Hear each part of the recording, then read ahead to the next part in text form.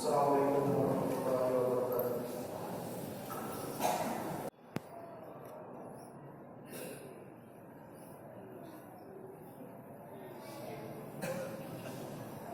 Innal hamdalillah nahmaduhu wa nasta'inuhu wa nastaghfiruh wa na'udzu billahi min shururi anfusina wa min sayyiati a'malina. May yahdihillahu fala mudilla lahu wa may yudlil fala hadiya lahu. Asyhadu an la ilaha illallah wahdahu la syarika lahu wa asyhadu anna Muhammadan abduhu wa rasuluh. Allahumma shalli wa sallim wa barik ala sayyidina Muhammad wa ala alihi wa sahbihi ajma'in. Amma ba'du. Fa ya ibadallah, usikum wa nafsi bi taqwallah. Wa qala Allah ta'ala fil Qur'anil Karim. A'udzu billahi minasy syaithanir rajim. Bismillahirrahmanirrahim. Qul in kuntum tuhibbuna Allah fattabi'uni yuhibbukumullah wa yaghfir lakum dzunubakum wallahu ghafurur rahim. Shadaqallahu azim. Masyarakat muslimin jamaah Jumat rahimahumullah.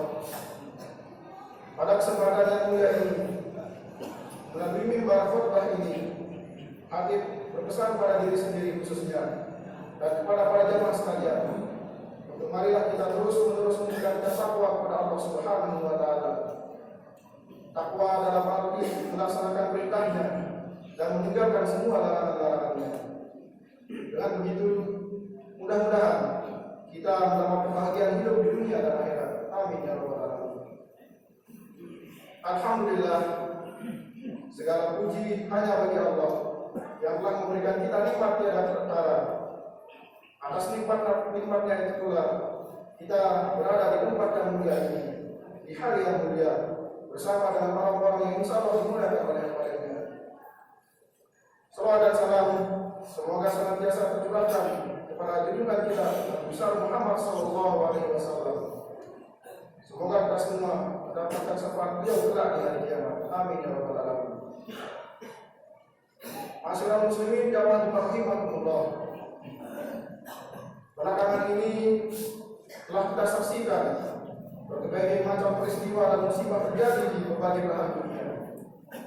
Mulai dari wabah COVID-19, perang Rusia Ukraina, sampai dengan ancaman resesi ekonomi di tahun 2023. Kesemua itu disebabkan karena krisis pangan dan energi di belahan Eropa dan inflasi yang terjadi, inflasi yang tinggi terjadi di negara pengguna Amerika, tak terkecuali di Indonesia.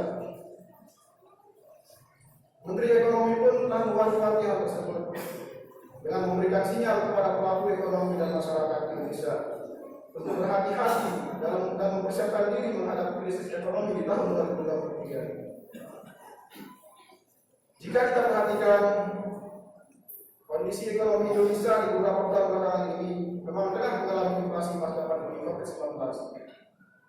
Harga bahan pokok seperti minyak goreng, telur dan lain-lain mengalami kenaikan yang cukup signifikan.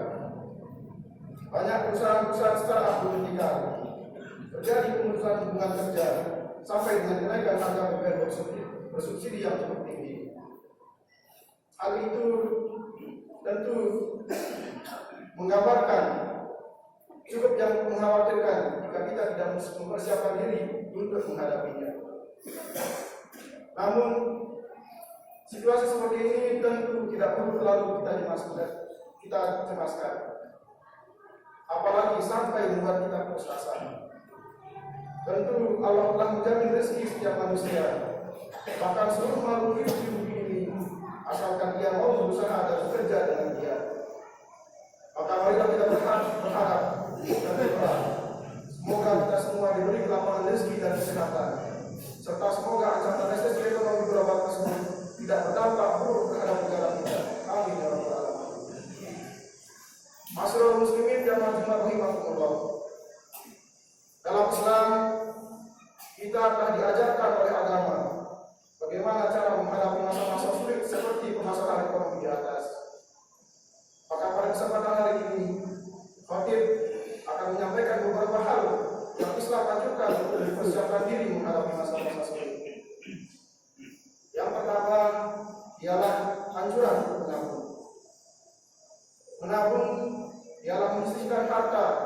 baik berupa uang ataupun bahan makanan untuk tujuan menyiapkan diri di masa depan.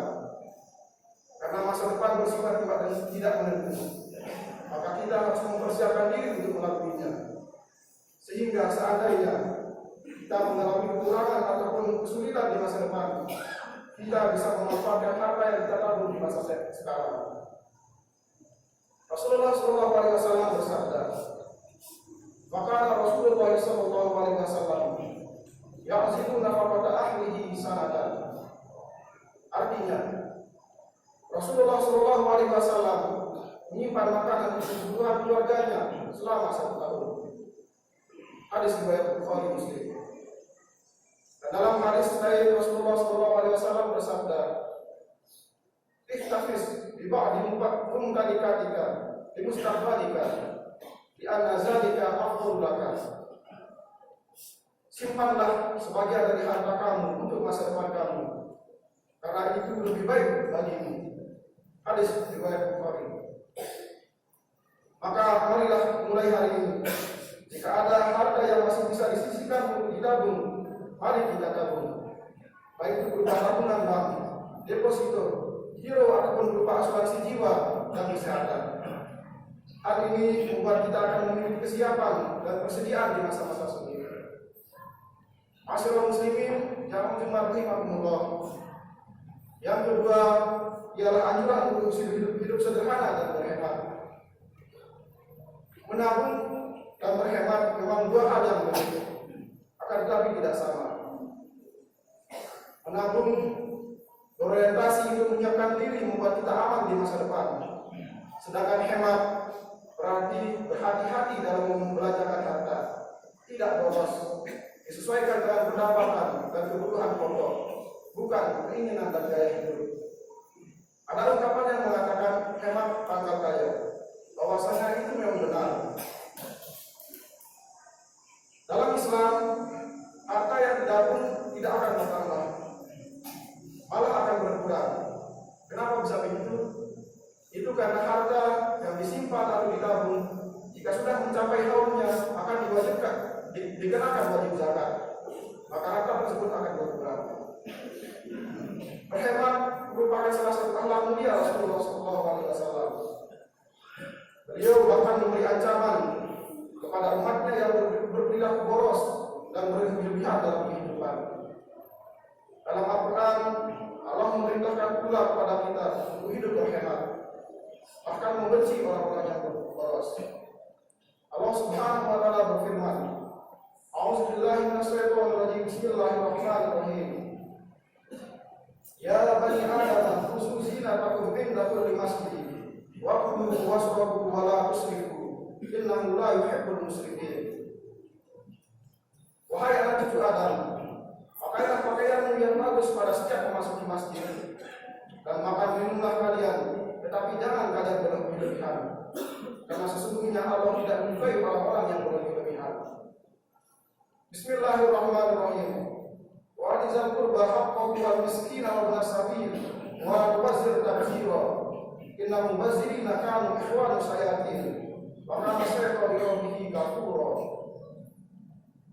Dan berikanlah kepada keluarga-keluarga yang dekat akan haknya, kepada orang miskin dan kepada orang yang dalam perjalanan. Dan janganlah kalian menghambur-hamburkan harta secara boros. Sesungguhnya pemborosan itu adalah saudara-saudara setan, dan setan itu adalah sangat ingkar kepada Tuhannya. Al-Isra ayat 26 sampai 27. Yang ketiga ialah saling tolong-menolong. Dalam kondisi perekonomian yang buruk, tidak semua harta harus ditabung, tidak semua orang harus menahan hartanya untuk dibelanjakan. Pada dasarnya, menahan harta itu berlaku bagi kalangan ekonomi menengah ke bawah. Sedangkan orang-orang kaya yang memiliki limpahan harta harus membantu saudara-saudaranya, membantu dengan bersedekah dan berinfak, atau membantu dengan membelanjakan hartanya untuk menggerakkan perekonomian masyarakat. Membelanjakan uangnya di warung-warung tetangga, di usaha-usaha kecil menengah, ataupun dengan membeli produk-produk kebutuhan pokok di sekitar masyarakat kita. Dengan begitu, ekonomi masyarakat kita tidak terhenti dan dapat terus berputar.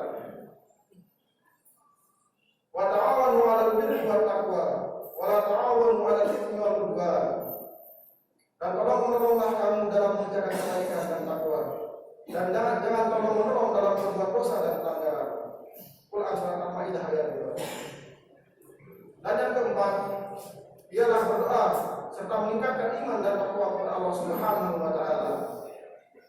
Pada dasarnya, setiap cobaan dan kesulitan hidup di dunia ini ialah merupakan ujian dari Allah Subhanahu wa taala.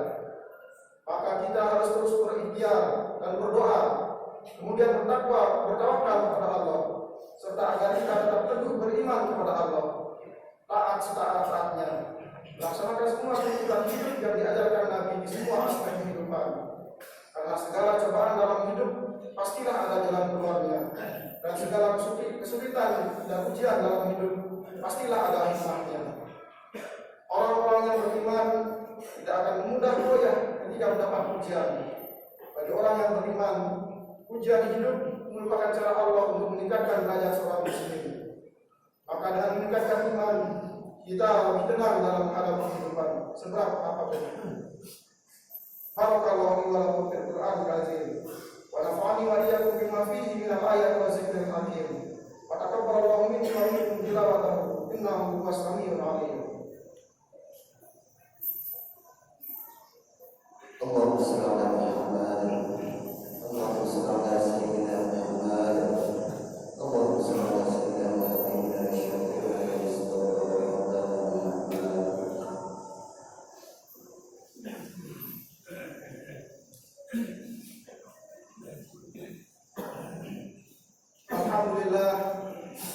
Alhamdulillah wa kafa. Wa shalli wa sallim ala sayyidina Muhammadin Mustafa wa ala alihi wa sahbihi ahli wafa. Amma ba'du. Fa ya ayyuhal muslimun, usikum wa nafsi bi taqwallahil aliyyil azim. Wa alamu anna Allah amarakum bi amrin azim. Amarakum bis salat wa salamu ala sayyidina al-karim. Wa qala Allah ta'ala, inna Allah wa malaikatahu yusalluna 'alan nabi. Ya ayyuhallazina amanu shallu 'alaihi wa sallimu taslima.